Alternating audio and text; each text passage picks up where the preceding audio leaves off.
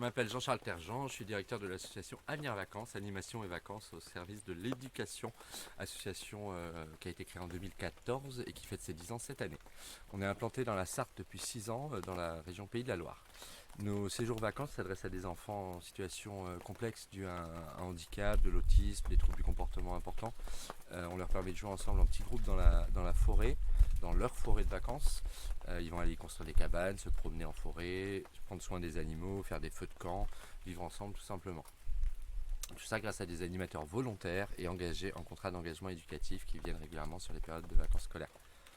Depuis 10 ans, on bénéficie d'aucune subvention publique.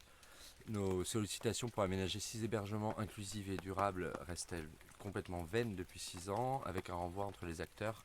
Pour prendre l'exemple de la CAF, nos jeunes ils viennent pas uniquement du département de la Sarthe, donc la Sarthe locale nous répond que ça ne les concerne pas le soutien financier à l'investissement vu qu'il y a des jeunes d'autres départements, et de nous adresser aux autres CAF. On s'adresse aux autres CAF d'où viennent certains enfants et on nous répond que ça ne les concerne pas parce que c'est pas sur leur territoire.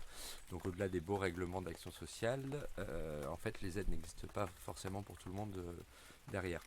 Et on a la même chose avec les conseils départementaux, où les conseils départementaux déjà nous renvoient entre leurs services handicap et ASE en disant que chacun c'est pas leur problème.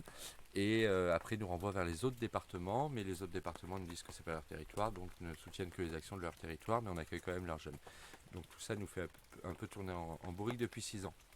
Et c'est la même chose sur les aides individuelles cette fois, où le rapport du défenseur des droits, le défenseur des droits le rappelle très bien dans son rapport 2023 sur l'accès aux loisirs. C'est la question de la complexitude de solliciter les aides qui existent financières auxquelles les gens ont droit, mais c'est des dossiers très complexes et elles sont morcelées entre beaucoup de collectivités, beaucoup de dossiers différents à faire. Et pour un séjour, c'est vraiment très compliqué, donc ça serait bien d'imaginer simplifier tout ça. Après, on a été aidé vraiment pendant le Covid sur des petites aides ponctuelles quand on nous avait interdit d'accueillir des enfants, ce qui nous a permis en tant que petite association de survivre à ce moment-là. La même chose sur la question du surcoût délirant de l'électricité qu'il y a eu l'année dernière. Il y a eu des aides financières qui ont permis de passer le cap.